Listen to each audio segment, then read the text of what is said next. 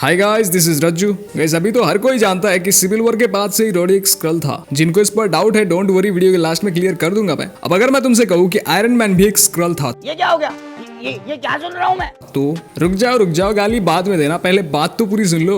देखो, ये सच नहीं है कि आयरन मैन भी एक स्क्रल था, बट क्या होता अगर वो एक स्क्रल होता तो क्या कुछ बदलता या फिर नहीं? आज के वीडियो में हम यही जानेंगे। वैसे तो बहुत कुछ बदल जाता, बट मैं इस वीडियो में कुछ मेजर चीजों के बारे में बात करूंगा। बाकी जो चीजें छूट जाए वो तुम लोग मुझे कमेंट करके बताना। सबसे पहले आयरन मैन जब स्क्रल के कैद से आजाद होता सीक्रेट इन्वेजन के बाद, तो वो बावला हो जाता, क्योंकि उसे तब पता चलता एवेंजर्स टूट चुके, कैप्टन अमेरिका नहीं रहा। आयरन मैन 1 से जिस पर वो डोरे डाल रहा था वो नताशा मर चुकी है, जिसको बनाने के चक्कर में उसने पूरे सोकोविया शहर को उड़ा दिया था। वो विजन अब नहीं रहा, हल्क अब हल्क नहीं रहा। वांडा स्कारलेट विच बन के डॉक्टर स्ट्रेंज की लेने चली थी, बट डॉक्टर स्ट्रेंज ने उसकी ले ली जान। अब ये सब जानने के बाद बेचारा तो वैसे ही अधमरा हो जाता, पर हाँ, उसे संभालने के लिए उसकी बीवी बच्चे तो है ही। टोनी स्टार्क का जिंदा होने का खबर न्यूज में आते ही पीटर उनसे मिलने आएगा, पर बेचारा मिल नहीं पाएगा, क्योंकि नो वे होम के बाद से ही स्पाइडरमैन या पीटर का कोई एग्जिस्टेंस ही नहीं है। अब सब कुछ नॉर्मल होने के बाद टोनी हमेशा से जो करना चाहता था, अब फाइनली वो चीज करेगा। अर्थ के लिए एक सुरक्षा कवच बनाएगा, जो सपना उसने एज ऑफ अल्ट्रॉन से देखा था, पर तब कैप्टन अमेरिका के उसूल और आदर्श की वजह से वो ये चीज नहीं बना पाया था। हमारे दिल से और सभी लोगों के मन से iron man was a legend वाला सोच धीरे धीरे खत्म हो जाएगा, क्योंकि जिस सेक्रीफाइस ने उसे अमर बना दिया था, वो सेक्रीफाइस तो उसका था ही नहीं। आयरन मैन से मिलने हमारे डॉक्टर स्ट्रेंज भी आते,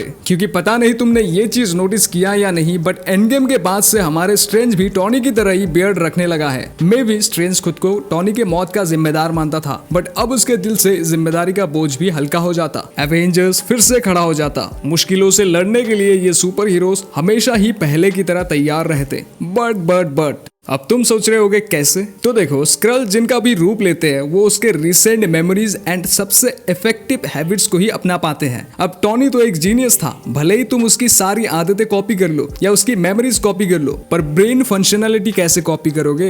ये तो नामुमकिन है। यानी एंड गेम हो पाया था टोनी के टाइम मशीन की वजह से। अब अगर टोनी ही नहीं है तो टाइम मशीन नहीं बनेगा, और अगर टाइम मशीन नहीं बनेगा तो एंड गेम कहां से होगा? इसलिए मुझे लगता है मार्वल वालों ने एक ऐसे शख्स को स्क्रल बनाया जिसका इंपॉर्टेंस कुछ खास ना हो। अब चलो तुम सबके डाउट क्लियर करता हूं मैं कि रॉडी सिविल वॉर के बाद से ही एक स्क्रल था। ये आर्टिकल देखो।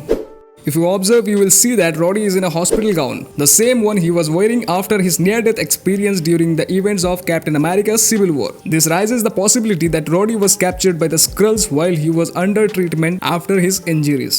This kinda explains Rhodey's speedy recovery we witnessed earlier. So if Rhodey was replaced by a Skrull during the event of Civil War, that means the Rhodey we saw taking a stand against alien forces in Avengers Infinity War as well as Avengers Endgame was a Skrull and not the real Rhodey. इसके बाद तुम ये दूसरे article में देख सकते हो।